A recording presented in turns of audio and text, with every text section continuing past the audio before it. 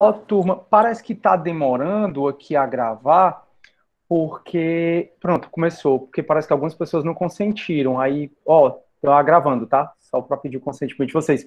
Sim, pronto, quem não recebeu esse e-mail, que eu já cadastrei todos, manda para Bianquinha de novo, ela faz a lista e me manda. Mas que Ah, e-mail é esse que a gente tá recebendo? é o e-mail que você cadastrou no grupo, aí eu cadastrei você nessa reunião. Aí todo dia, toda terça e quinta, você recebe um e-mail, um link para entrar, sem pedir autorização, entendeu? Recebendo não, isso aí. Pois é, eu acabei até de olhar só para ter certeza, aí não tinha recebido. Aí eu recebi falando de uma avaliação. Está falando como se a avaliação 4 do senhor fosse até hoje. Pronto, mas a pergunta é, Rogéria, tu entregou, tu cadastrou no grupo, tu Sim, eu escreveu mandei no para a grupo? Bianca. É um Mandei. institucional, né? Um e-mail Ah, institucional, né? é, o e-mail institucional. Mas se você quiser cadastrar outro, também não tem problema, tá, turma? Não tem problema de jeito nenhum. É só para ficar mais fácil vocês já entrarem. Tipo, eu cheguei aqui, já tinha acho que umas 4 pessoas já logadas. Essas pessoas provavelmente pegaram o link. E basta você pegar esse link uma única vez. O que é mais legal é isso. É, por exemplo, você entra no seu e-mail institucional, aí pega o link lá que ele te manda. Tu já deixa anotadinho aí para ti, que aí quando tiver aula é só clicar no link que você abre aqui. Não pode ser no Outlook, não. Mandar esse aí pelo Pode, Outlook. pode ser sim. É só mandar para a Bianca. Tranquilo? Show, vamos nós. Turma, bom dia a todos, né?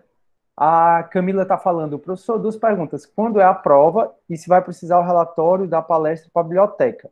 Vamos lá, duas perguntas. A primeira, a prova, me mostra que tu não assistiu a aula um, né? E nem olhou o plano de ensino. O plano de ensino, turma, toda disciplina tem plano de ensino. Ele é o contrato, eu sei que talvez seja muito novo, né, para a maioria, o que é plano de ensino. O plano de ensino é o contrato entre o professor e o aluno. E a instituição, o que é que o professor tem que ministrar no decorrer do semestre, o que é que o professor vai ver, ou pelo menos a previsão do que ele vai ver em cada dia. Tem também a metodologia, as referências bibliográficas, e no plano de ensino tem as datas da prova, tá bom? É dia 23 e 25. Então, quem não assistiu, turma, a primeira aula, eu recomendo demais que assista, porque você vai ficar perdido no semestre, né, se não assistir.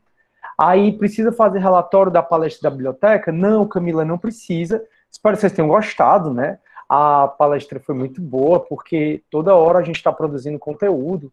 Você deve ter postado, hoje mesmo é TBT, todo mundo vai postar fotos no Instagram. Eu acabei de postar uma eu na Capadócia, outra eu em Malta.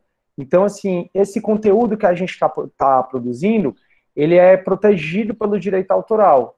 Mas qual é a minha relação com o Instagram? Qual é a minha relação com o YouTube, com o Facebook, com o TikTok? Então é muito interessante que você já tenha uma percepção do que é direito autoral, tendo em vista que na faculdade você não vai ter disciplina sobre isso, certo? E foi essa disciplina, né, direitos autorais, que me permitiu ministrar aula no mundo quase todo, né? Foi muito bom. Pronto, então não precisa fazer o relatório da biblioteca, tá? Da palestra, porque na verdade, Camila e todos, a nossa atividade 4 ela vai dizer respeito a essa palestra.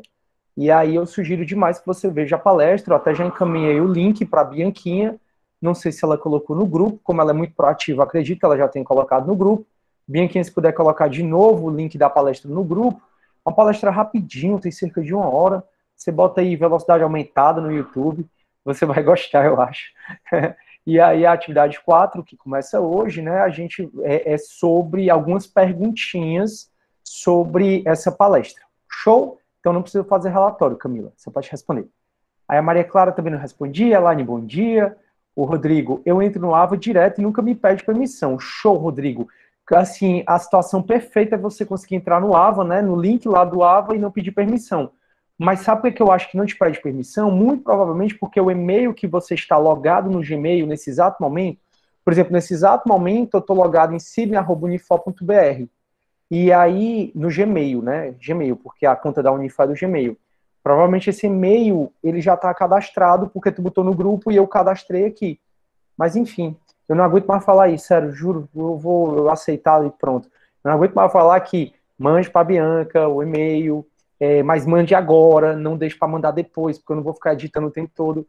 E aí eu vou cadastrar mais uma vez, pela 18ª vez, os e-mails.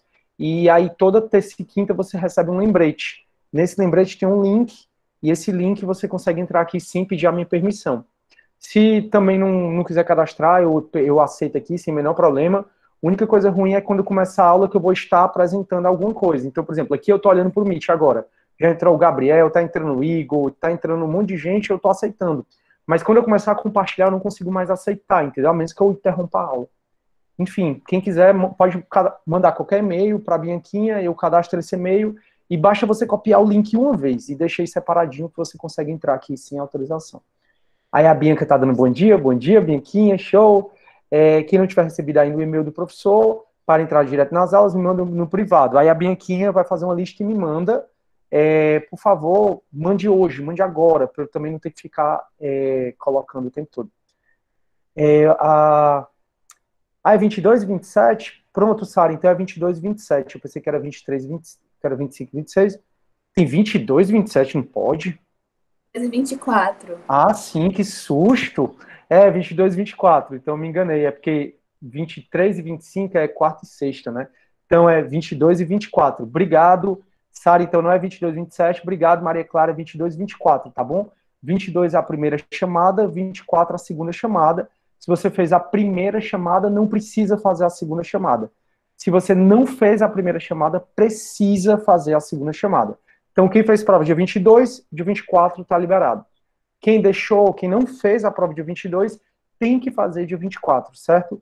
Essas explicações eu dei no primeiro dia de aula. Show. Onde tem um vídeo da palestra e não consegui assistir ao vivo. Pronto, Lívia, sem o menor problema. Acredito que a Bianquinha já deve ter colocado no YouTube, certo?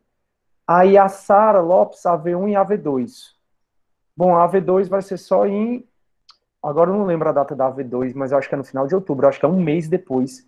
Aí a gente já tem a AV2. Tá no plano de ensino. Eu falei também no primeiro dia. Aí a Rogéria colocou sim. Peraí, Bianca, certo. Felipe, minha primeira aula. Seja bem-vindo, Felipe. Essa é a nossa 8ª aula, Felipe. As aulas ficam gravadas no YouTube. Recomendo demais que assista, porque já foi muito conteúdo, cara. Muito mesmo. Então, seja bem-vindo aí. E nossa prova já é, então, dia 22, né? Próxima semana? Não, daqui a 2 semanas, né? Ainda bem. O Bruno, bom dia. Fala, bom dia. Estressante, né, prof? Eu sei que eu vou pro céu, porque a paciência, né? Respirar, vai dar certo, Deus tá vendo.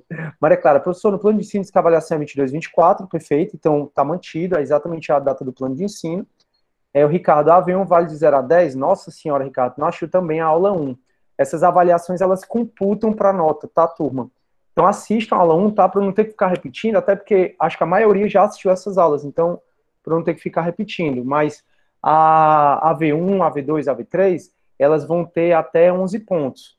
E aí essas atividades semanais que eu passo, para quem não sabe que atividade é essa, toda quinta eu passo uma atividade para você entregar até quarta. Mas aí eu adiei a entrega da atividade 1 a 3 até o dia 22 de setembro. Então vocês têm tempo aí demais para fazer quem não fez essas atividades. A atividade, ela conta na prova, ponto da prova, ok? Então, turma, por favor, assistam as aulas para não ficar repetindo. Camila, já está no YouTube a palestra, tá? No primeiro dia, Camila, já estava no YouTube, eles me mandaram, eu mandei no grupo de monitores, aí eu acredito que a Bianquinha deve ter mandado para vocês. Aí, Gabriel, professor, pode explicar como é para mandar o e-mail? Ah, Gabriel, é só você escrever o seu e-mail para a Bianca, tá? Bianca, meu e-mail é esse. Aí a Bianquinha vai fazer uma lista, a Bianca é a monitora, tá? Se você não está no grupo, eu acredito que você deve estar no grupo, porque no AVA tem lá o link para você entrar no grupo do WhatsApp. É a Bianca, ela está aqui. Aí é só você mandar, Bianca, meu e-mail é esse. Aí ela vai fazer de novo uma outra lista, e aí eu incluo as pessoas que não estão recebendo o e-mail para entrar na aula, né? Sem a minha autorização receber. Show. Mandaram no grupo do GED o link da palestra, perfeito. Maria Clara, obrigado aí. E o Gabriel tá falando ok. Show, então, dúvidas sanadas, todo mundo tranquilo? Massa. Como é que foi o encontro ontem, turma? Com a gestão, gostaram? Olha, mais gente entrando. Galera, farei a chamada todas as aulas às 8h30. Ah, importante lembrete. Quem faz as chamadas, turma, até pra gente ganhar, como a gente começa 8 horas, né? A gente começa às 7h30, até porque a Unifal pede pra gente dar mais ou menos 1 hora de aula e compensar com a atividade. Aí eu fico aqui mais ou menos até 9h15, 9h20, ou seja, mais ou menos 1h20. E aí, o restante, que seria os 15 minutos de chamada, eu peço para a Bianca fazer, para eu não ter que fazer chamada. E aí a Bianca está avisando aí que 8h30 ela faz silenciosamente a chamada. A Bianca é ótima, né? E ela faz a chamada aqui. Então ela vai olhar onde estão as pessoas, e aí ela vai fazer a chamada, depois ela me passa para poder fazer para você, né, inserir no sistema. Então esses 15 minutinhos a mais de aula, que a gente tem a menos aqui, é exatamente essa questão das chamadas, que aí eu faço depois. Tranquilo? Então, a Bianca está falando que 8h30 vai fazer. Por acaso, se você caiu, fala com ela no privado, que aí você fala com ela no privado e ela vai colocar o teu nome. Perfeito? Show, show, show? Massa. E aí, turma, como é que foi o encontro ontem com a gestão? Bianca é demais, é mesmo, Elaine. Bianca é muito, muito joia. Foi bom, gostaram? Deu para entender um pouquinho mais a Unifor, turma, que esse universo tão grande, né? Que é a Unifor. Deu para entender quem é a professora Caterine, que é a chefe do centro, tá? Que a professora Caterine é a chefe de todos os professores, ela que determina para onde o centro vai andar. Então, se o centro vai investir mais em palestras, vai investir mais em ações de estágio, de monitoria, que eles investem em tudo, é a professora Caterine. Aí vocês devem ter conhecido as coordenadoras, e devem ter conhecido as professoras do tutorial acadêmico, que não é mais tutorial acadêmico, né? Projetos especiais. Deu para entender mais ou menos como funciona a Unifor? Eu posso ajudar em alguma coisa, turma, vocês? Alguma dúvida? Professor, deu para entender mais ou menos, mas eu não sei se era a minha internet, mas falhou bastante. Aí o senhor sabe se ficou gravado em algum local?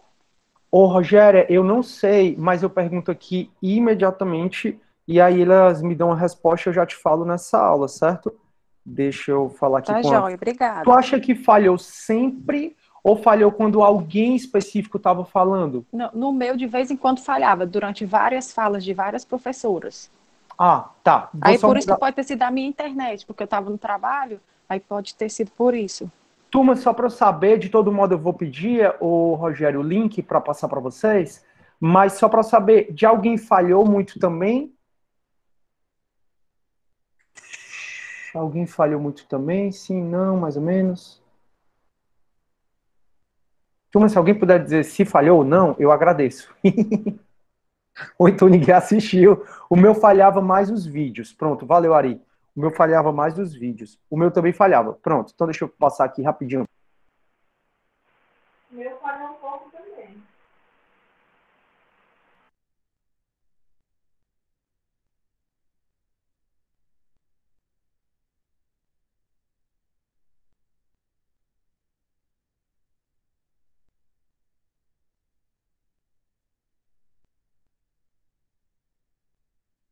Pronto, turma, acabei de mandar mensagem. Assim que ela responder, provavelmente com o link, que eu acredito que deva ter sido gravado, aí eu passo para vocês, certo? Mas se vocês tiverem alguma dúvida, já que vocês me veem toda terça e quinta, se vocês tiverem alguma dúvida, podem ficar à vontade para me perguntar. Eu já fui coordenador, né, do curso de Direito, 2 anos e pouquinho, aí eu saí quando eu fui convidado para fazer pós-doutorado fora, foi um convite mesmo, e eu resolvi aceitar, obviamente, né? E aí foi o momento que eu resolvi sair da coordenação. Show? Muito obrigado, professor. Oh, obrigado, Raquel. Maior prazer. Eu tenho um maior prazer em ajudá-los. Meu papel principal aqui é de como condutor. Muito mais que um dador de aula, é um educador. Eu sempre converso sobre isso com vocês. É um educador e outra coisa. Eu imagino como deve estar ainda não tão organizadinho na cabeça de vocês, essa dimensão que é a Unifor, principalmente que a gente não está presencial, né? Aí a Maria Clara perguntou se falaram sobre a volta das aulas presenciais. Maria Clara, é assim, o que eu sei que é o que o governo passou, certo? A gestão não passou nada para a gente, até porque essa nossa disciplina, mesmo que as aulas voltem, como eu já falei, essa nossa disciplina, ela é exclusivamente EAD.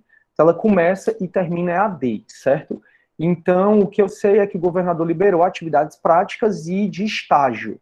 A nossa disciplina, ela é teórica.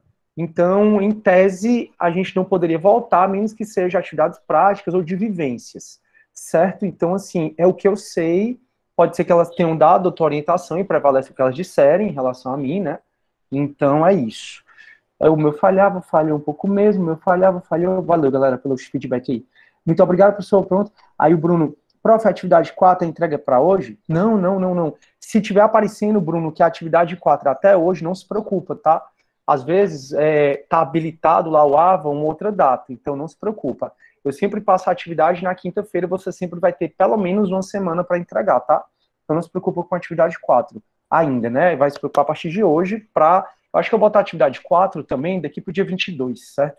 Então fica a atividade de 1 a 4, que são as que vão valer para as AVs, para a V1, para o dia 22, certo? Pronto, a Larissa já está respondendo. Aí ela e a terceira são entregues dia 22. Isso, perfeito. Obrigado, Larissa e prof. Eu pensei que a 4 era das questões. Não, a 3 é a das questões. A 4 vai ser sobre a palestra, tá? Direitos autorais. Show. Bom dia, Auri. A Francisca Marcolino. É o Auri, né? Ou é a Auri? Porque eu tô vendo... É a Auri, não é isso? Show. Beleza, show. Eu acho que o Ricardo queria falar.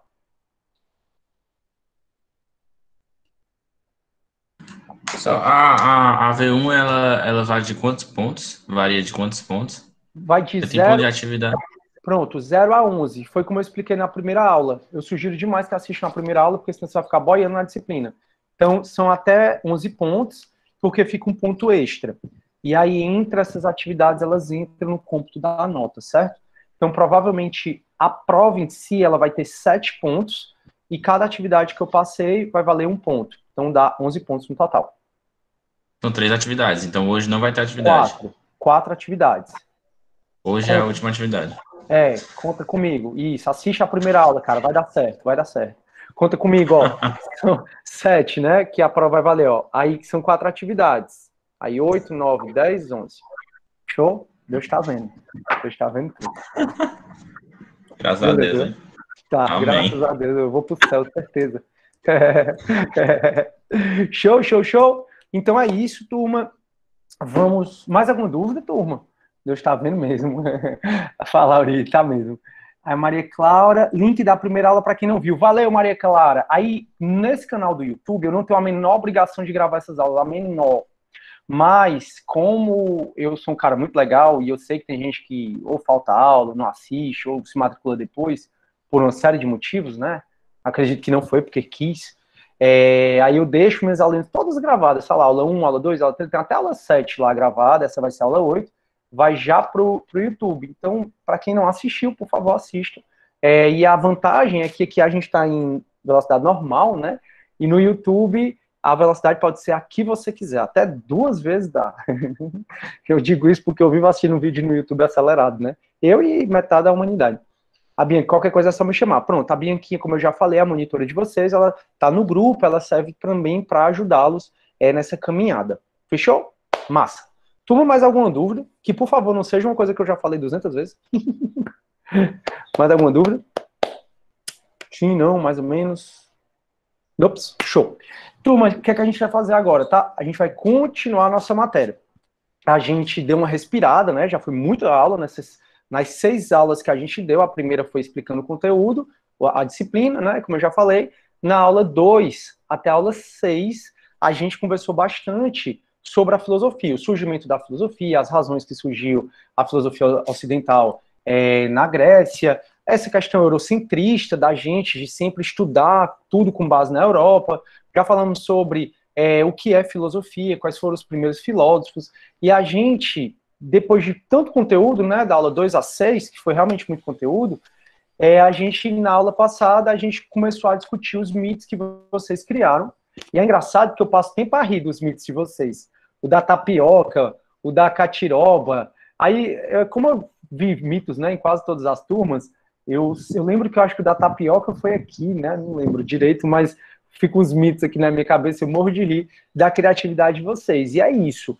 Continuem estimulando a criatividade, porque a gente nasce cheio dela, muita criatividade mesmo.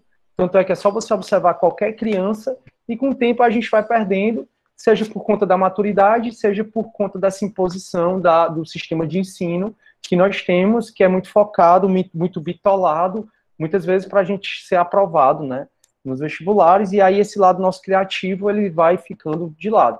Então, exerça, além das atividades racionais, exerçam as atividades lúdicas para você se tornar um profissional diferenciado.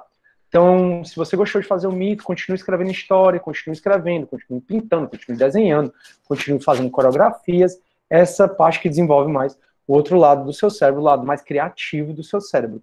Isso aí, muito embora pareça inofensivo e até talvez ineficaz, vai te dar várias habilidades para você conseguir pensar em estratégias dentro do direito, ou mesmo dentro da profissão que você escolheu, ou mesmo dentro da sua vida pessoal, que se você não fizesse essas estratégias, elas, se você não fizesse, você talvez não conseguisse alcançar essas saídas.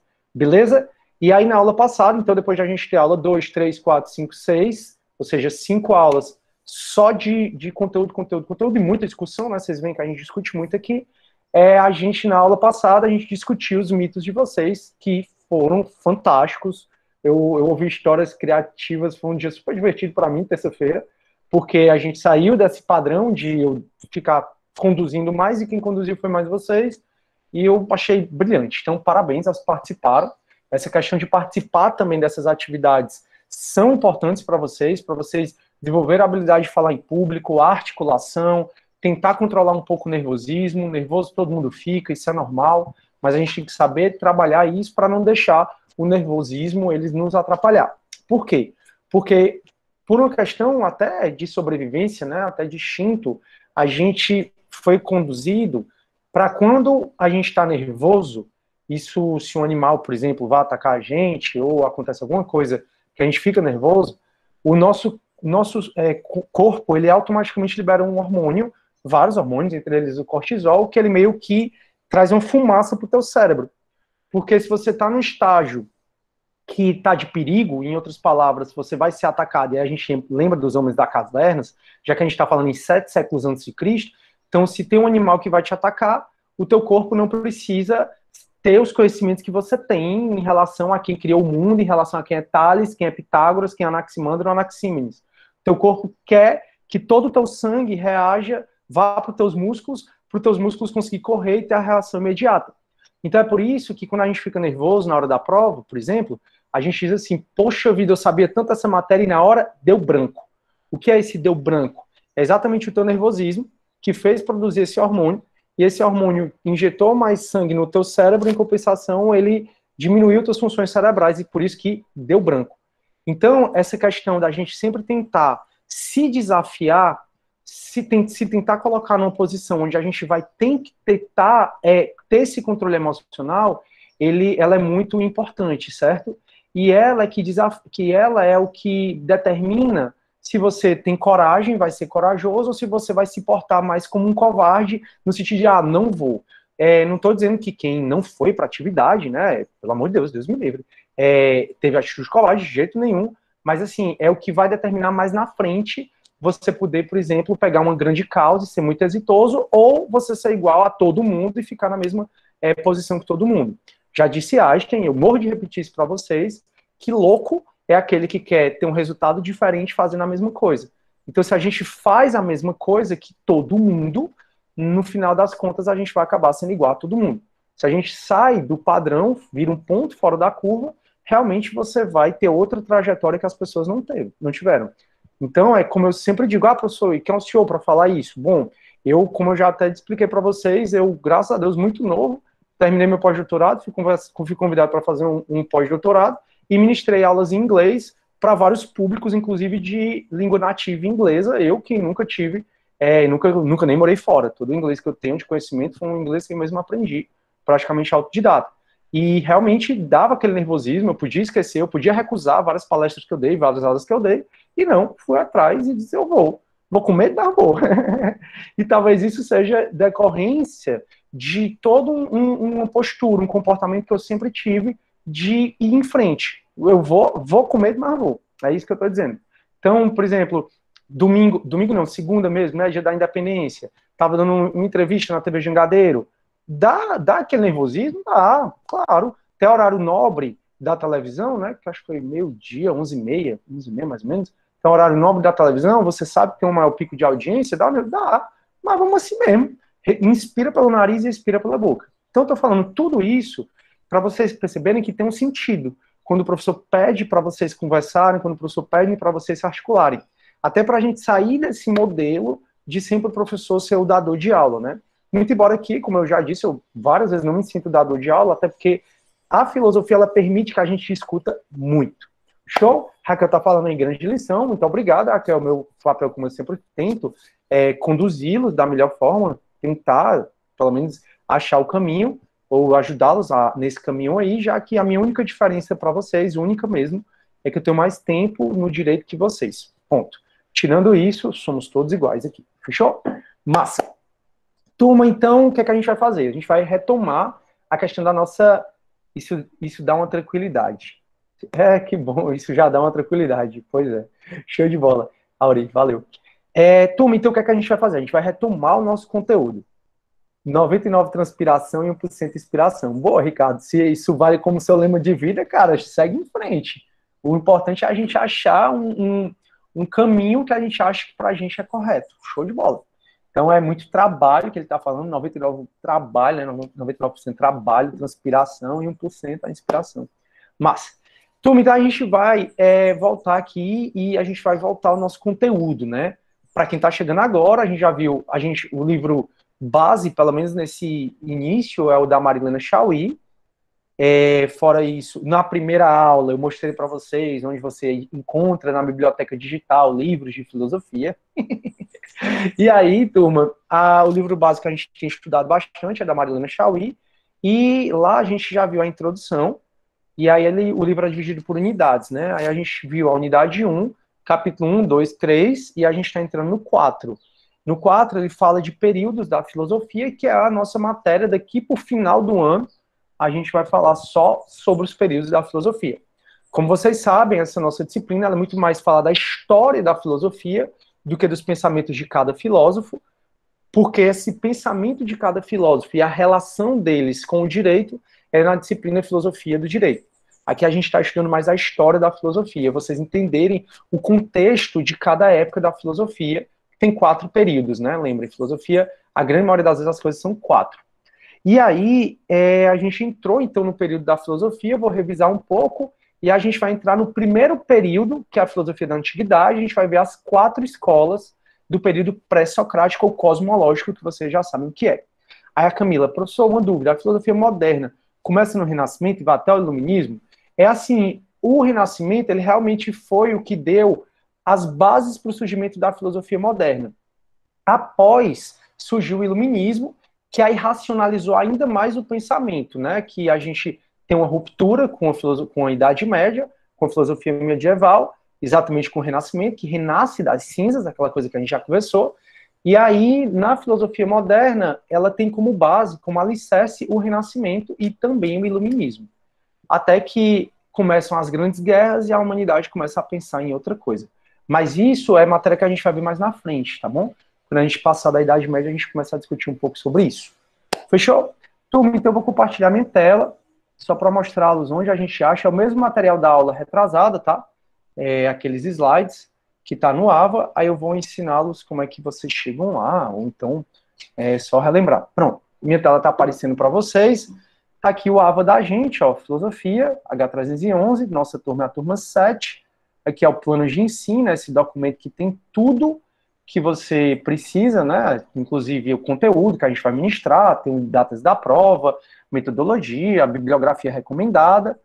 Tem um ambiente virtual, que é um material que os professores fizeram, link das aulas síncronas, que são essas, link da playlist do YouTube, então se você clicar, ó, todas as aulas estão aqui, bem bonitinho, ó. Essa aula vai já para lá, inclusive. Então, para você ver, aula 1, 2, 3, 4, 5, 6, 7, ainda teve o Vitinho, né, o professor Vitor, que veio dar uma aula de motivação aqui pra gente. E aí é o link do grupo do WhatsApp da turma. Pronto. A gente está na unidade 2. Na unidade 2 a gente vai usar esse arquivo aqui, ó, os pré-socráticos, que na realidade a gente já está utilizando esse arquivo. Turma, nesse arquivo, basicamente, a gente já estudou os períodos da filosofia. Eu disse assim, galera, quinta-feira passada isso.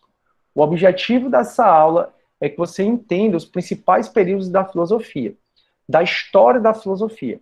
Tendo em vista que é essa parte, é esse slide que a gente vai utilizar de hoje no caso, quinta passada, né, até esse slide não, mas essa matéria a gente vai falar nesse de hoje, quinta passada, até o final do semestre, é exatamente sobre isso. A gente vai estudar cada bloquinho desse. E aí a gente viu que a filosofia ela é dividida em 4 períodos. Período da filosofia da antiguidade, que tem 4 subperíodos, filosofia da Idade Média, moderna e contemporânea. Então, a filosofia ela é dividida em 4 períodos. Assim como a história, né, ela que é dividida em 4 períodos, a filosofia também é dividida em 4 períodos. Então, a filosofia da antiguidade, filosofia da Idade Média, filosofia da Idade Moderna e contemporânea. Aí a filosofia da antiguidade, que é o que a gente vai entrar hoje, ela é dividida em mais 4 períodos, que é o período cosmológico. Já conversamos bastante sobre esse período. Hoje a gente vai verticalizar ainda mais esse conteúdo, a gente vai entrar ainda mais nesse conteúdo, que é do século 7 a 5 a.C., foi o período do surgimento dos filósofos, né, dos grandes filósofos que passaram nas questões cosmológicas, do universo, na arqué, como a gente vai ver na aula de hoje. Depois, o segundo período da filosofia da antiguidade é o período antropológico, socrático, onde as questões deixaram de ser mais do cosmos e passaram a ser dos seres humanos. Estou indo mais rápido porque tudo isso a gente conversou e reconversou 200 vezes. O terceiro período é o período sistemático, e o período sistemático ele é a junção dos 2 períodos anteriores, formando uma espécie de enciclopédia. Então, aqui é o período de Aristóteles, aqui é o período onde pensaram, poxa, já pensaram tanta coisa daqui para trás, por que a gente não junta e tenta sistematizar o conhecimento? Um grande período aqui para a filosofia, e finalmente termina com o período de dominação de Alexandre o Grande, que aí a gente foi discutir, a Grécia foi discutir a ataraxia, que é a busca na paz de espírito. Esqueçam esse quadrinho aqui da patrística, tá? Eu já explico por quê, como eu já expliquei na aula passada, mas esses 4 períodos são períodos da filosofia da antiguidade. O que é que a gente vai fazer na aula de hoje? A gente vai entrar nesse período aqui, ó, amarelinho, nesse período da filosofia cosmológica, né, do período cosmológico ou pré-socrático. Então, esses 4 períodozinhos é a filosofia da antiguidade. A patrística, que vai do século 1 ao 7, ela faz parte da filosofia medieval, que aí a filosofia medieval entra a patrística e entra a escolástica. Então a gente vai estudar a partir do nascimento de Jesus Cristo, aí surgiram os padres, e aí vem a filosofia dos padres, daí porque patrística. E a patrística durou do século 1 a 7 depois de Cristo, e ainda dentro da filosofia medieval se passou a partir do século 7 ao 14 ou depois de Cristo, veio a escolástica. Então patrística e aqui escolástica. E esse é o segundo período da filosofia. Primeiro, filosofia da antiguidade, depois filosofia medieval. Aí vem o Renascimento, e renasce das cinzas, né, na visão deles, conversamos sobre isso já, e veio a história da filosofia moderna, onde aqui foi um período de grande produção cultural, artístico, científico. As grandes obras admiradas no mundo até hoje foram decorrentes do Renascimento, do Iluminismo, como o quadro de Vênus, né, o Nascimento de Vênus, de Botticelli, como o quadro de Rafael Sanzio, a Escola de Atenas, como a Mona Lisa, como tantos outros que a gente vai conversar mais quando eu estiver nesse período. Então, o primeiro período da filosofia da antiguidade, ou filosofia antiga, também chamada filosofia clássica. Então, da antiguidade, antiga ou clássica, são sinônimos. Depois, nós temos a filosofia medieval, segundo período. Terceiro período, filosofia moderna. E aí, hoje, a partir das grandes guerras, né, no século XIX, a gente passa a ter uma filosofia, que é a filosofia contemporânea, que dura até hoje. Então, só no futuro, alguém vai olhar para trás e vai dizer a filosofia contemporânea acabou no século XXI, por exemplo, esse século, e começou, depois do século XXI, outro tipo de filosofia que talvez seja pós-contemporânea. Mas o fato é que os períodos da filosofia, eles coincidem com os períodos da história. Então, o período da história que você estudou lá com o professor de história no ensino médio é coincidente com o período da filosofia. Então, a história da filosofia, ela é dividida em 4 períodos. A função da nossa disciplina é entender o que aconteceu em cada um desses bloquinhos aqui.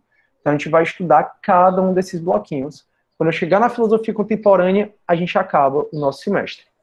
Então, hoje, turma, a gente está entrando na filosofia da antiguidade, ou clássica, e a gente vai conhecer esse período cosmológico. Confesso que a aula de hoje ela pode ser um pouco viajante, porque a gente vai entrar no pensamento de cada um ou dos principais filósofos dessa época. Já pensamos várias vezes que o primeiro filósofo foi Tales de Mileto. Ele nasceu em Mileto, que era uma cidade grega, hoje é a Turquia, e Tales de Mileto, ele é considerado o primeiro filósofo por ter proposto uma nova forma de raciocínio, não mais baseado tanto nas questões mitológicas, e sim baseado mais na racionalidade, explicar as coisas com base na razão, não acreditar tanto na história do poeta Rapsódo, né? Então a gente vai entrar nesse período que é a filosofia cosmológica ou pré-socrática, também aqui, onde os primeiros pensamentos foi pensar o universo. Já vimos a diferença de cosmologia, logia significa estudo, cosmo significa universo, então é o estudo do universo, e já diferenciamos isso da cosmogonia, que é dos mitos. Os mitos explicam a criação de algo, cosmogonia. A filosofia, ela vai estudar, nesse período aqui cosmológico, a origem do universo e suas causas. Então, hoje, turma, é a gente tentar fazer, um dos objetivos da aula de hoje, é você tentar exercer a empatia. Como é que é a empatia? Empatia é você tentar sempre se colocar no lugar do outro. Então, hoje, eu quero que você se coloque no lugar do Tales de Mileto, do Anaximandro, do Anaxímenes, do Pitágoras, que foram verdadeiros gênios, e pensar que eles, há 7 séculos, há 5, né, durante do século 7 ao 5 a.C., eles conseguiram pensar o que é que dá origem ao universo. E esse pensamento deles foi de maneira racional. E a gente tem que exercer a empatia, porque a gente tem que lembrar que naquela época não existia professores, como existe agora, como você passou no ensino médio, como eu passei, que ele diz, olha, o que dá origem às coisas, às plantas, ao cachorro, ao cavalo, ao papagaio, a você, é a água. Nós somos compostos de água. Eles não tinham esse professor. Não existia biologia, não existia química.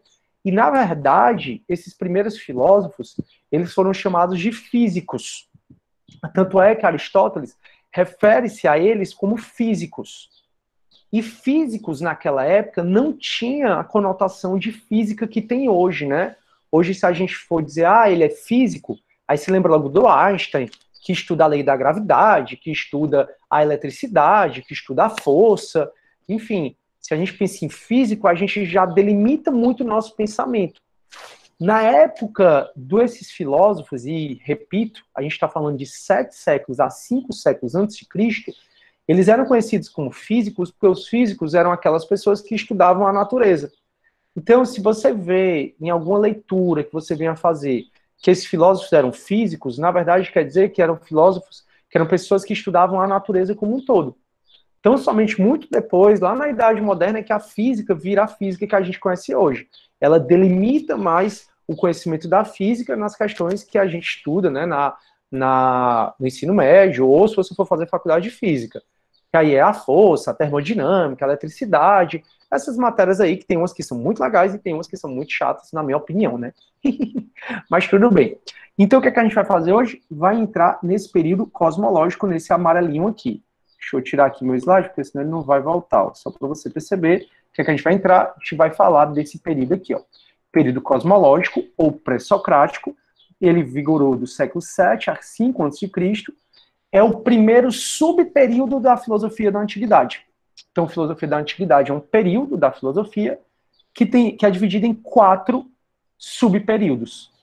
O primeiro subperíodo da filosofia da antiguidade, da filosofia clássica, é o período cosmológico ou pré-socrático, onde a principal questão foi estudar a origem do mundo e as causas das transformações da natureza. A gente está entrando aqui nesse quadrinho amarelo. Até aí, turma, alguma dúvida? Deixa eu ver se vocês escreveram alguma coisa no chat. Pronto.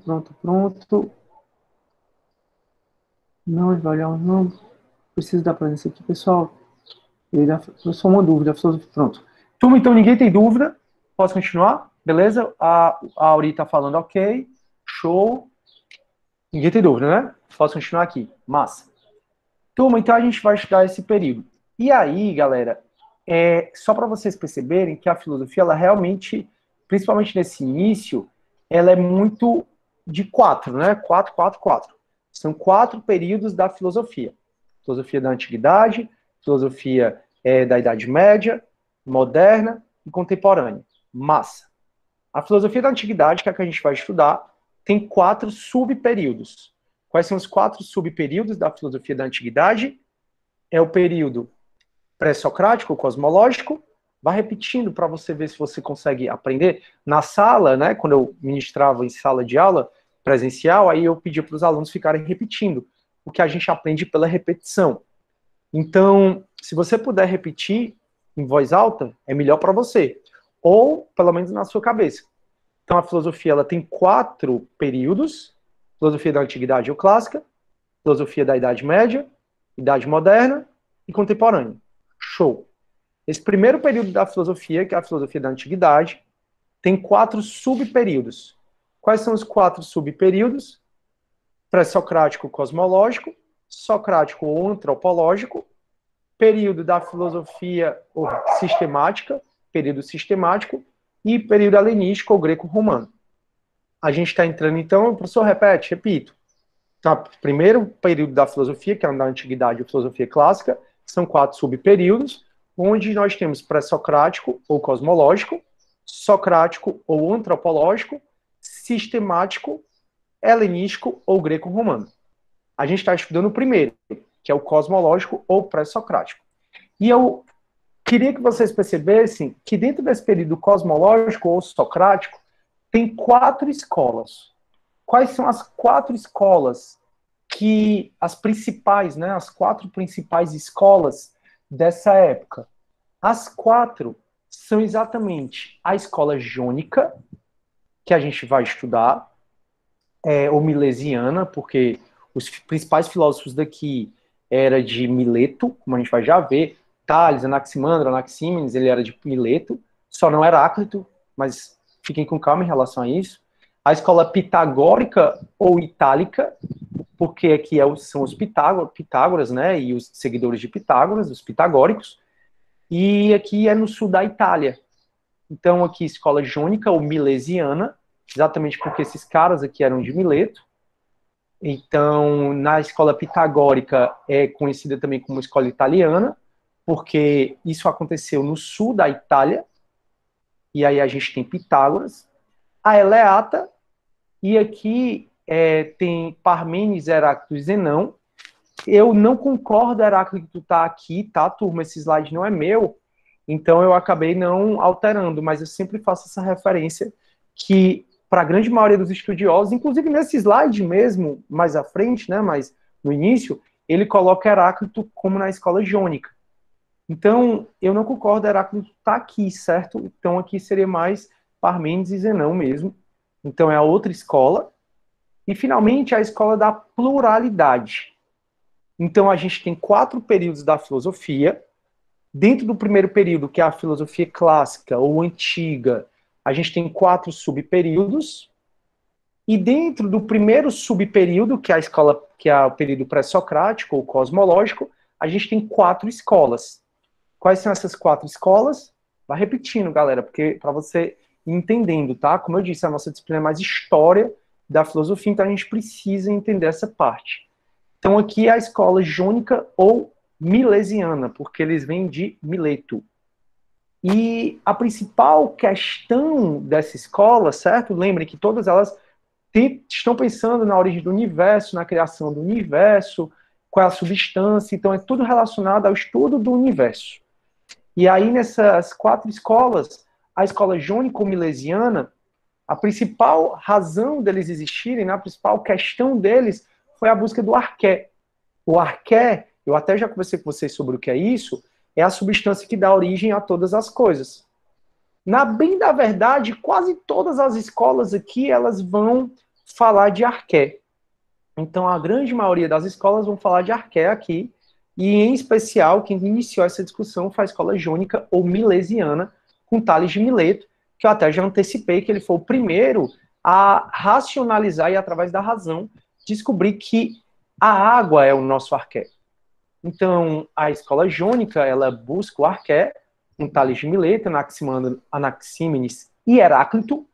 Heráclito vai dizer até que o arqué é o fogo. Vou já explicar para vocês por que é o fogo. Então nós temos os pitagóricos, que eles dizem que o arqué é o número. É muito doido os Pitágoras. Os pitagóricos, eu não sei se vocês sabem, ou não sei se o professor de matemática adiantou para vocês, os pitagóricos, eles foram turma verdadeiros, era quase uma seita mística de endeusar os números. E eles foram incríveis porque eles tentaram explicar o universo como um todo, inclusive as notas musicais, inclusive os seres humanos, a vida, por meio de número, por meio de padrões. Então, os pitagóricos, realmente, de todos esses, eles são os mais próximos à religião. Lembra que a gente já falou da relação entre filosofia ocidental e religião, e filosofia oriental e religião. Então, enquanto a filosofia oriental, a religião, ela está muito próxima, né? Na filosofia ocidental, meio que a gente rompe, né? A gente tem uma quebra com a religião. Então, a nossa filosofia, os nossos filósofos, boa parte deles são ateus, exatamente a gente já teve essa discussão. Mas o fato é que, turma, os pitagóricos, eles realmente tiveram quase como uma seita religiosa, sabe? Para cultuar os números. Eu acho barato. É porque nessa época não tinha, eu acredito, né, assim, o que se coloca, até muitas vezes, é que existiam certas plantas com efeitos alucinógenos, né? Então não sei se é muito por esse lado, né? Enfim. O fato é que nessa escola pitagórica eles tentaram explicar que o arqué, né, que a substância, essas aspas, substância, é o número, mas na verdade eles disseram que o número é o que dá origem a tudo. E eles explicaram o universo de maneira matemática, tanto é que você, até hoje, estuda o teorema de Pitágoras, que eu lhe prometo, eu pelo menos já com esse tanto de tempo que eu tenho de direito, né, desde a faculdade até hoje, desde 2004, né, quando eu entrei na faculdade até hoje, eu nunca usei o teorema de Pitágoras no direito não, tá? Só para falar sobre essa questão da filosofia. Outra escola, turma, a terceira, é a Eleata, e aqui eles vão fazer reflexões sobre o mundo, principalmente a Eleata, eles vão muito contrapor as ideias de Heráclito, porque as ideias de Heráclito e Parmênides, galera, vocês vão entender bastante isso. Eles são opostos, né? Heráclito vai dizer que tudo muda, que você não é o mesmo. É aquela história para Heráclito, com certeza você já ouviu falar. A pessoa, vamos tomar banho no rio de novo. Ah, não dá pra gente tomar banho no mesmo rio duas vezes. Por quê? Porque quando você entra no rio, nem o rio é o mesmo, nem você é o mesmo. Então, para Heráclito, tudo está em constante movimento, mutação. Lembre que Heráclito é da escola jônica, certo? E aí, nessa escola da Eleata, eles resgatam esse pensamento de Heráclito, só que eles resgatam para se contrapor. Parmênides, lembre, tudo está parado. Para Parmênides, tudo está parado, a essência está parado, o que a gente está vendo modificando, você ficando mais velho, a modificação no mundo não é uma modificação real, verdadeira, porque o que é seu está parado, tudo para. E é exatamente dessa contraposição de ideias que surgem várias teorias da filosofia. E uma das teorias mais importantes, que com certeza você já ouviu falar, que surgiu também em decorrência dessa discussão entre Heráclito e Parmênides, foi a teoria, a alegoria da caverna de Platão, né? Então, Platão, quando a gente for conversar sobre Platão, a gente vai ver que para Platão é um filósofo dualista, para ele tudo são dois. Platão, o que ele fez? Ele juntou as ideias de Heráclito e de Parmênides. Então, eu acredito, né, que esse professor que fez esse slide, ele colocou Heráclito aqui, mais no sentido de dizer que, as ideias de Heráclito, que é da escola jônica, elas foram resgatadas aqui na escola da Eleata, mas eles não concordavam com as ideias de Heráclito. Para Heráclito, tudo flui, tudo está em movimento, para Parmênides, tudo está paradinho. Eu acho que é por isso que o professor colocou aqui. Não tirei, porque o slide é dele. Enfim. E, finalmente, turma, nós temos a escola da pluralidade, que essa eu tenho certeza que você já ouviu falar. Não sei se no nome da escola, mas pelo menos nos filósofos Leucipo e Demócrito. Alguém lembra Leucipo? Quem é a professora que fala pra gente? Eu falo professora porque foi uma professora que falou para mim de Leucipo, de Demócrito. Quem é que lembra? Deixa eu ver aqui se alguém lembra. Alguém lembra? O nome da Rosa é ficção. O nome da Rosa é ficção. Não entendi, Hernandes, o nome da Rosa é ficção. Acho que não tem dúvida ainda aqui, não. Eu viajei, ficou difícil entender aqui. Eu viajei muito quando escrevi o Mito, grande lição e show. Massa. Professor, pronto. Vocês estão sem dúvida, turma? E se vocês querem me responder, não, quem é a professora que fala pra gente, Demócrito, de Leucipo? Professor, eu acho que era em Química. Show! Valeu! Boa, Hernandes, show! Toda professora de Química adora começar falando do surgimento do átomo. E aí é exatamente o surgimento do átomo, é nessa escolinha aqui que a gente vai estudar. Escolinha não, essa escola, né? Que é a escola da pluralidade. E eles são conhecidos como escola da pluralidade porque eles acreditam que são mais de 2 elementos que compõem os seres vivos. E eles aqui, toda essa galera aqui, já falava em semente, como Anaxágora, Empédocles já falava também em partículas, que aí os atomistas foram e disseram, existe uma partícula indivisível, que aí eles chamaram de átomo, e aí o que eles pensaram, olha o que a gente está falando, turma, a gente está falando de 7 séculos antes de Cristo. O que eles pensaram que existe uma partícula indivisível, que eu vou quebrando, até ela não conseguir mais se dividir, eles chamaram isso de átomo, e por isso que a tua professora de Química fala deles. E eu estou aqui, enquanto professor de Filosofia, falando deles. Então, a escola da pluralidade, o pluralista, e eles estudam muito a questão do movimento dessas partículas, que Anaxágoras chamou de sementes, os atomistas chamaram de átomos, o Empédocles já foi falando de partículas. Então, aqui, realmente, teve essa questão deles estudarem esse movimento de átomos, esse choque de átomos que existem da origem à vida. Então, pessoal, são 4 períodos da filosofia.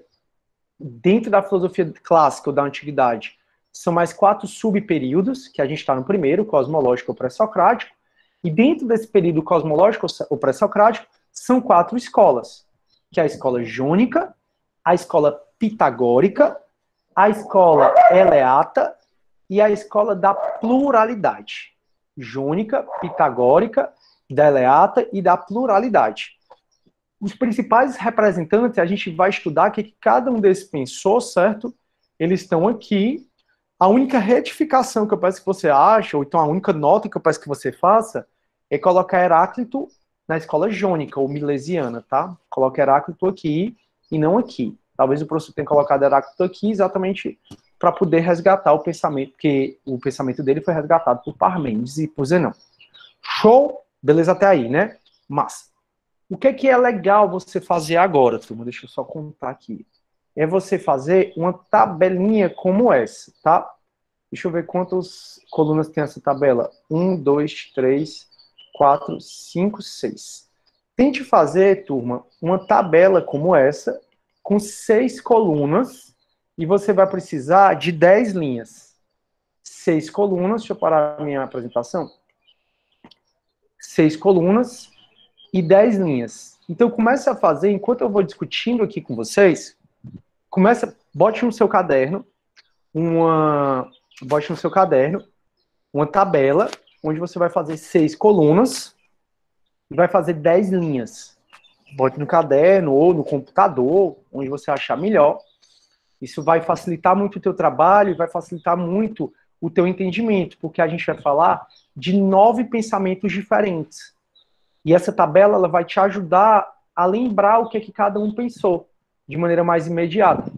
Porque se eu for falar que a Thales falou isso, a Anaximandro falou isso, quando eu chegar em Heráclito, tu já esqueceu o que é que eu estou falando.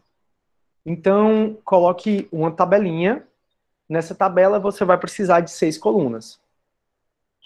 E aí você vai precisar também de 10 linhas. Sugiro que você já não faça as 10 linhas agora, porque você não sabe o tanto que você vai precisar. Na primeira coluna, você já pode colocar os números. 1, 2, 3, 4, só para você saber qual é o filósofo. Na segunda coluna, lá em cima, você bota filósofo. Filósofo. Na terceira coluna, você bota a escola, para você saber a escola que ele pertence. Deixa eu falar aqui. Na quarta, o arqué. Na quinta, você bota... Deixa eu copiar aqui, que eu acho que vai ficar mais fácil se eu fizer assim para vocês. Vou tirar aqui, turma. Vou apagar aqui. compartilho minha tela de novo, só para você ver como é que eu queria que você realmente fizesse essa tabela. Poxa vida, ele quer excluir a tabela? Peraí. Vou compartilhar de novo. Estão com papel e caneta na mão ou estão deitados na cama? Estão aí, né? Se é que vocês estão. Sim, estamos com papel e caneta na mão. Show, Rogério. Sim, anotando. Bacana. A aula de hoje é mais viagem mesmo. Turma, então coloquem para vocês, ó, é exatamente essa tabelinha que eu queria que vocês fizessem, tá? Coloquem, são 6 colunas. Na primeira coluna é a de número, tá? Na segunda, você vai colocar o nome do filósofo nessa coluna. Na terceira, você vai colocar a escola. Então, eu vou falar, Tales de Mileto, escola milesiana. Aí você vai colocar lá, milesiana. A quarta coluna, você vai colocar arqué, ou pensamento, né, do jeito que está aqui. Na quinta, você vai colocar monista, dualista ou pluralista. Porque, assim, a gente vai dividir esses filósofos se eles acreditavam que o arqué era só uma coisa. Por exemplo, Tales acreditava que o arqué era água. Então, ele é um monista. Os atomistas acreditavam que haviam vários átomos. Então, eles eram pluralistas. E aí a gente vai conversar sobre filósofos monistas, dualistas e pluralistas. Que aí pluralistas é mais questão pitagórica, a gente vai falar depois sobre isso. E, finalmente, o motivo, turma. O motivo porque ele tinha esse pensamento, porque ele tinha esse arqué. Então, se você conseguir, com base na aula que eu vou ministrar agora, né, a partir de agora, que a gente vai começar falando de Tales, se você conseguir ir fazendo essa sua tabelinha, vai ficar muito mais fácil para depois você conseguir relembrar o que cada um desses filósofos falaram. A gente vai entrar no pensamento de cada um agora, para a gente tentar exercer essa empatia, tentar entender por qual motivo eles acreditam que o arqué, que o pensamento é aquele. Tudo bem? Então, números aqui, né? 1, 2, 3, 4, 5. O nome do filósofo, a escola que ele faz parte, o arqué, o pensamento, se ele era monista, dualista ou pluralista, e o motivo do pensamento dele. Essa é a coluninha, essa é a tabelinha que eu queria que vocês fizessem. Fechou? Então, turma, esses filósofos, o professor conclui aqui, que aí eu vou já falar para vocês, vou já começar, né? Eu tô iniciando o slide pelo final dele. Então, a importância dos pensadores que a gente vai estudar até agora não é quanto às respostas deles, porque vocês vão ver que tem gente que está errado. Era que tu pensa, por exemplo, que o nosso arqué é o fogo. E hoje a gente não acha que o arqué seja o fogo, né? Então, assim, não é nem a gente tentar entender a resposta dele. É o fato de que eles foram os primeiros a buscar resolver racionalmente as questões da natureza, última das coisas, e afirmar a origem da natureza está nela mesmo. Ou seja, esses filósofos, a maior percepção que você tem que ter deles é que eles romperam com esse pensamento de que são os deuses que criaram as coisas. Lembram da teogonia, da cosmogonia dos mitos? Então, realmente, eles rompem. A maior importância de todos esses filósofos é romper com essa história de achar que são os mitos, que são os deuses, que são só Deus sabe quem, que criaram a natureza, que criaram o universo. Eles explicam racionalmente as questões da natureza e eles dizem que o surgimento da natureza está nelas mesmas. Então, essa é a principal fonte, está aqui as escolas, e aqui a gente vai, no final, vai ver, né, quem eram os monistas, quem eram os dualistas e quem eram os pluralistas, mas esse slide eu faço depois. Vamos começar, então, turma, do primeiro. Se alguém tiver alguma dúvida, tá? Liga o áudio e fala. Pronto. Então, vamos lá, turma. Primeira escola. Escola jônica ou milesiana. Compostas por 4 filósofos. Desses 4, 3 filósofos nasceram na cidade de Mileto. Lembram Tales de Mileto, que ele nasceu na Mileto? Quem foram esses 4 filósofos, né? Que 3 deles nasceram em Mileto. Quem nasceu em Mileto? Tales. Professor, com licença. Pode falar, amigo. Para alimentar minha coluna, né? Com essas informações? Isso, André. Vai alimentando, vai com calma que eu vou te ajudando a fazer isso, certo? É só para ficar mais fácil para você estudar. para depois você não ter que pegar esse slide e tentar entender sozinho. Tranquilo, obrigado. Professor, pois é, eu estava com dúvida também, se já era para ir colocando. Se vocês Como quiserem já... é? Pronto, se vocês já quiserem ir colocando, filósofo, o 1, né, Tales. Aí o 2, que a gente vai ver, ó, eu vou entrar aqui em Tales, a gente vai ver a água, aí depois a gente vai ver o Anaximandro, que é o Aperon, o infinito, depois o Anaxímenes. Então, cada um desses eu vou norteando vocês, como é que vocês vão preenchendo. Não precisa se agoniar para preencher agora, não. Tranquilo? Vamos só entender primeiro a primeira escola. Se você já quiser colocar os 4 primeiros filósofos, a coluna, né, tem aí filósofo, você pode colocar Tales, aí na terceira linha, Anaximandro, e no próximo, Anaxímenes, e o próximo, Heráclito. Então, esses 4, Tales, Anaximandro, Anaxímenes e Heráclito, são os 4 primeiros filósofos. Deixa eu só terminar aqui. São os 4 primeiros filósofos. Se você quiser colocar esses 4 filósofos, eles são monistas.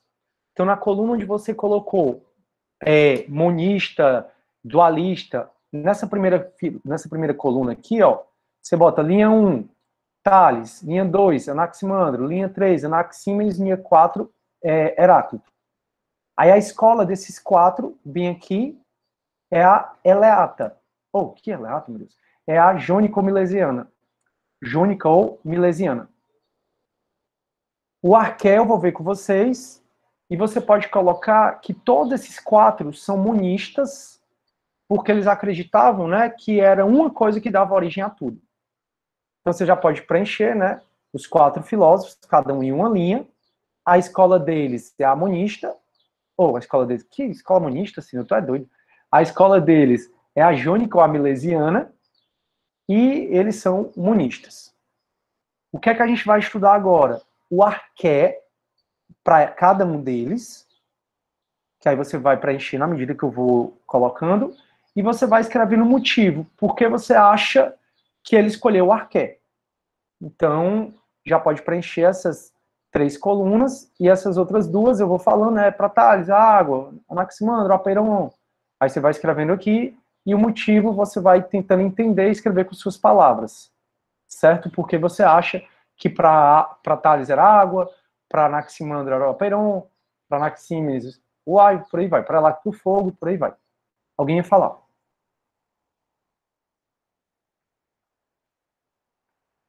Não? Não? Tá bom. Então, turma, esses 4 primeiros filósofos, 3 deles nasceram aonde? Em Mileto. Daí porque a escola é milesiana, porque remete à cidade de Mileto. Então, pode se chamar também escola jônica ou milesiana. O único filósofo que não nasceu aqui foi Heráclito, desses 4. O primeiro, todos esses 4 filósofos, eles foram monistas. Por que eles foram monistas?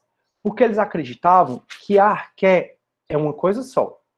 Seja o fogo, seja a água, seja o ar, seja o infinito. Como eu vou já discutir com vocês. Por isso que eles foram monistas. Os atomistas acreditavam que existiam diferentes átomos, por exemplo. Daí porque eles foram pluralistas. E aqui, turma, eles foram chamados de físicos. Já expliquei para vocês que físicos naquela época era quem estudava a natureza. Não tem a conotação de físico que a gente tem hoje. Então são físicos e o seu interesse centra-se em compreender de que matéria ou arqué é composta a natureza. Então é a água, é o ar, é o vento, é o fogo, é o que a gente vai estudar. Eles são muito importantes porque a primeira escola, né, que a gente conhece, e eles substituem essas explicações dos mitos por explicações em elementos naturais com base na razão. O primeiro deles, turma, é Tales de Mileto, que, como eu já falei para vocês, ele é considerado o primeiro filósofo. Tales de Mileto, ele realmente foi um grande gênio, um grande cara, um grande sábio. Para vocês terem noção, ele era tão bom, que ele conseguiu prever o primeiro eclipse. Então ele foi o que primeiro previu o eclipse do Sol, e a gente está falando em 585 a.C. Então é a primeira pessoa que se tem registro que conseguiu prever o eclipse do Sol. E aí, vocês conseguem prever o eclipse do Sol? Na escola, né, e nas faculdades de matemática, a gente estuda o Teorema de Tales, mas no direito a gente não estuda o Teorema de Tales, certo? Tales surgiu em 624 a 546 a.C., foi a data em que ele viveu, aproximadamente, porque não dá para saber ao certo. E o cara era inquieto, era viajante, era astrônomo, matemático, era político. E ele começou a pensar por qual motivo a água deveria ser para ele o arqué. Então ele disse, meu Deus, o que é que dá origem a todas as coisas? E como ele era um viajante, ele conhecia o deserto, ele conhecia também a própria Grécia, que é onde ele nasceu, né, na época. E ele notava que a vida tinha mais diversidade, que os seres humanos tinham maior número, estavam em maior densidade populacional, quando se tinha água. Então ele olhava para o deserto e quase não via vida. E ele olhava para a Grécia, por exemplo, e via lá uma efervescência cultural, artístico-científica fora do comum. E ele começou a desconfiar se não é a água que dá origem à vida. E naquela época, mesmo eles conhecendo o sangue, né, não dava para eles perceberem, não dava para eles saberem, quimicamente falando, que o sangue é composto de água. Então ele começou a pensar de maneira racional qual é essa substância que dá origem a todos os seres. Então, se eu tenho essa substância, eu estou vivo. Se eu perco essa substância, é porque eu morri. E ele observou também que os cadáveres, quando eles estão em fase, né, de putrefação, os cadáveres eles ressecam. Então ele realmente olhava para o ser humano, já via esse aspecto mais aquoso, digamos assim, da gente, e ele olhava para um cadáver e via uma pele mais ressecada. Então a nossa pele aqui, mais macia, digamos assim, e o cadáver aquela pele mais dura. Então ele começou, num processo racional, a tentar explicar que substância é essa, que se eu tenho, eu estou vivo, se eu não tenho, eu estou morto. E ele chegou à conclusão que essa substância é a água. Ele acertou, obviamente, né, nós somos compostos por água, e ele trouxe essa explicação mais racional para o surgimento da vida. Quando nós temos água, nós vivemos. Quando nós perdemos a água, nós morremos. Então, para ele, essa arqué, e você já pode preencher, é a água, é a substância para ele que dá origem a todas as coisas. E os motivos pelos quais ele achou isso é exatamente porque ele observou que onde há água, há vida, há diversidade de vida, há uma densidade populacional maior, e ele percebeu também que os cadáveres, eles são ressecados, né, e as pessoas que estão mortas estão ressecadas, então é porque eles perderam a arqué, perderam essa substância que dá origem a tudo, e essa substância para ele é a água. Deu para entender, pessoal, o pensamento dele, para eu continuar aqui? Sim, é a água. Show. Perfeito. Sim, professor, Sim, deu professor. sim. Massa, obrigado aí pelo feedback. Então, turma, para ele era a água, não se conhecem textos dele, e Aristóteles, né, que foi o grande gênio que a humanidade conheceu, via em Tales o primeiro físico, né, que é equivalente a filósofo. E é por isso, por conta de Aristóteles, que a gente sempre remete a Tales de Mileto como o primeiro filósofo. Essa parte que ele é o mais antigo dos 7 sábios é uma parte que eu não gosto de entrar, porque eu já falei para vocês que os próprios filósofos eles têm um respeito, uma gratidão frente ao conhecimento, de maneira que, em hipótese alguma, os filósofos gostam de ser chamados de sábios. Então, se o pessoal que não entende muito, não estou dizendo que é o caso desse professor, Deus me livre, de filosofia vai falar que eles são sábios, eu não vou desonrar a memória deles, já que eles não gostavam de ser chamados de sábios, então eu não entro nesse mérito que ele é um dos 7 sábios. Mas que o cara era um gênio, porque você tem que imaginar que não tinha quem dissesse pra gente que era água, que não tinha química, biologia, não tinha microscópio, não tinha nada de desenvolvimento da ciência, você percebe, né, que realmente ele realmente foi um gênio, sem sombra de dúvida nenhuma. E aí a gente vem o próximo, que aqui é o mais viajante de todos, é esse cara, que é o Anaximandro. Ele nasceu em Mileto, né, por isso que é a escola milesiana, como a gente já falou, aproximadamente 610 a 545 a.C. Ele foi, então, contemporâneo de Tales, e ele discutia com Tales esse arqué, esse surgimento das coisas. E ele, eu digo que é o mais viajante, porque ele imaginou o infinito. Que ele disse, poxa, só pode existir uma coisa que é infinita, que é indeterminada. Talvez, turma, o conceito que a gente tenha de Deus, do que Deus é onisciente, onipresente, onipotente, é o conceito que ele deu para esse infinito, para esse indeterminado. Que em grego, né, se você conseguir ler isso aqui, ó, é em grego. Tradução ficou para a gente apeiron. O apeiron, então, é exatamente esse infinito, esse indeterminado. Então, na colunazinha dele, debaixo de água, né, que você colocou aí para o Tales, a gente já está no Anaximandro, você pode botar apeiron e pode botar, entre parênteses, um infinito e indeterminado. Ele diz, turma, que só pode existir uma coisa que é infinita e indeterminada, e é nesse infinito que tudo surge. Tudo surge desse infinito e tudo vai para esse infinito.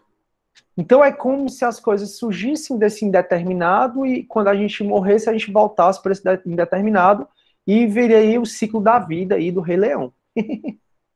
Então ele diz que nesse infinito, que é da onde a gente veio e para onde a gente vai depois que morrer, ele diz que é lá que tem um choque de opostos.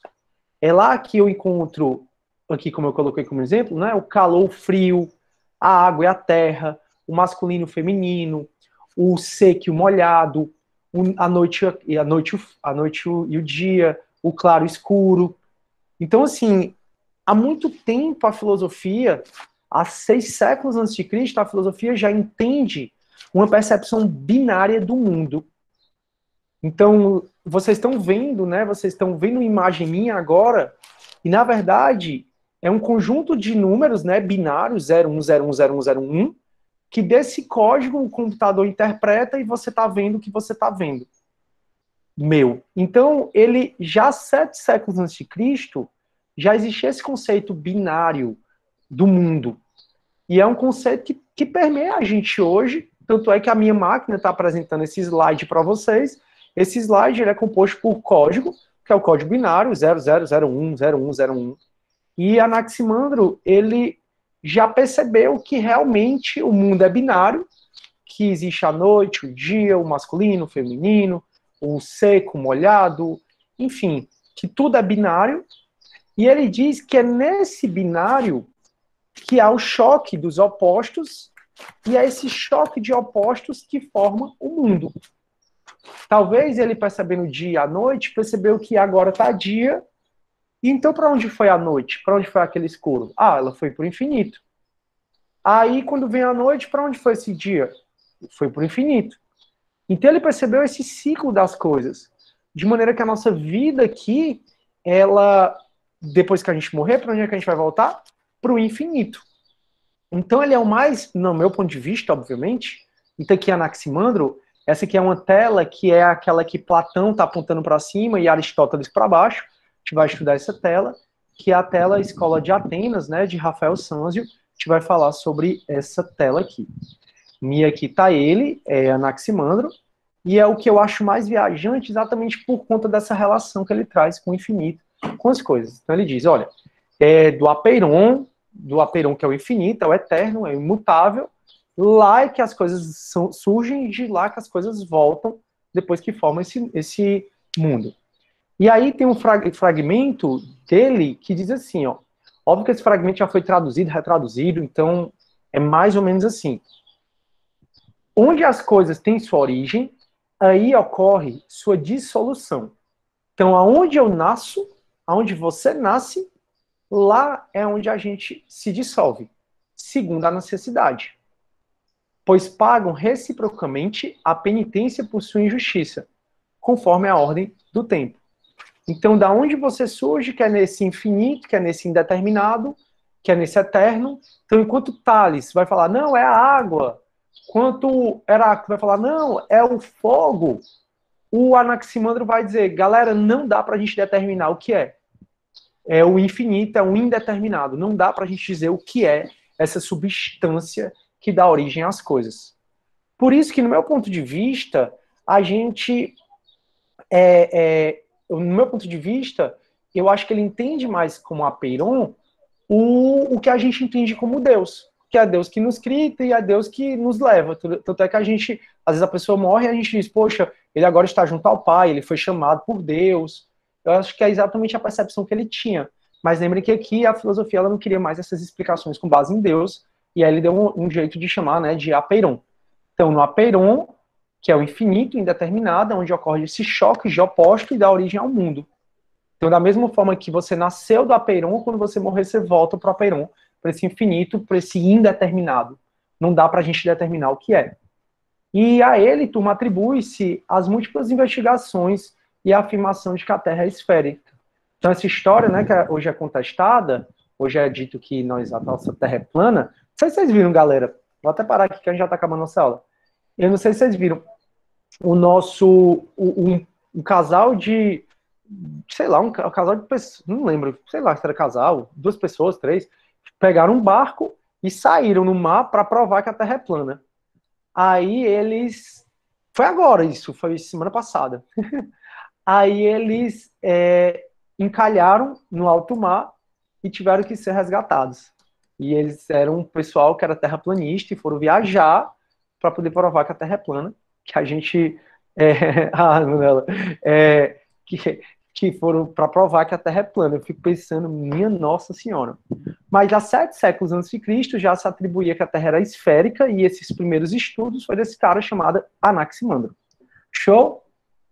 Pode botar, Vladiana, o apeiron, e bote entre parênteses a tradução de apeiron, o indeterminado, o infinito. Não dá para determinar, Vladiana. Então, assim, quando tu me pergunta, o arquero Anaximandro é qual? Não dá para determinar. Ele já fala, é o indeterminado. A gente não vai conseguir determinar que apeiron é esse. Então pode botar... a gente não vai conseguir determinar que apeiron é esse. O motivo é exatamente pelo choque de opostos, que tudo é binário. Turma, essa atividade, essa tabela, eu poderia pegar a tabela que eu tenho aqui e passar para vocês. Só que eu não estaria ajudando-os a raciocinar, a colocar no papel a história que você acabou de ouvir. Enquanto advogados, enquanto juízes, enquanto promotores, vocês vão sempre escutar histórias de outras pessoas e vão sempre ter que colocar no papel. Então, esse exercício de colocar no papel é seu. Se você não quiser fazer, não tem problema. Depois eu vou disponibilizar a minha tabela. Mas, por hora, eu queria que você saísse desse quadradinho de que o professor tem que ditar, entendeu? Porque você vai ter 1 milhão de clientes que vão narrar uma história e quem vai ter que colocar no papel é você. E não ele vai dizer, dite aí. Deu para entender? Então, esse método é para você aprender mesmo. Não se preocupe que depois eu disponibilizo o meu, só não vou disponibilizar agora, porque eu queria que vocês raciocinassem tentando se colocar no papel. Eu sou quase psicóloga, lembra, gente? Show, show. Boa. O pessoal da psicologia aí é que eles viajam mesmo, mas dá certo, Deus está vendo tudo. Beleza, turma? Então a gente vai ficando por aqui, nossa aulinha, espero que vocês tenham gostado. Espero que vocês tenham um final de semana muito bom, muito delicioso, que vocês descansem, né? Botem as coisas em dia. E aí na próxima aula a gente continua com essa tabelinha de vocês, certo? E aí você quiser já ir estudando, já ir construindo essa tabela, até melhor. Você aprende mais quando você antecipa o conteúdo, tá? Então se você puder estudar a aula antes de vir, pode ter certeza que você vai colocar. Falou do 3. Aula incrível. Valeu, Ana Clara. Vladiana, eu não falei do 3. Que 3? Obrigada, professor. Obrigado também, Elaine. Aulão bom esse. Show, show. Fico muito feliz. Show, obrigadão, turma. Eu não entendi só, Vladiana, que 3 é esse. Do terceiro, o filósofo, eu falo na próxima aula. Terceiro, quarto, por aí. Massa. Pois é isso, vou parar na nossa gravação. Fiquem com Deus, turma. Nós temos o CD agora, né?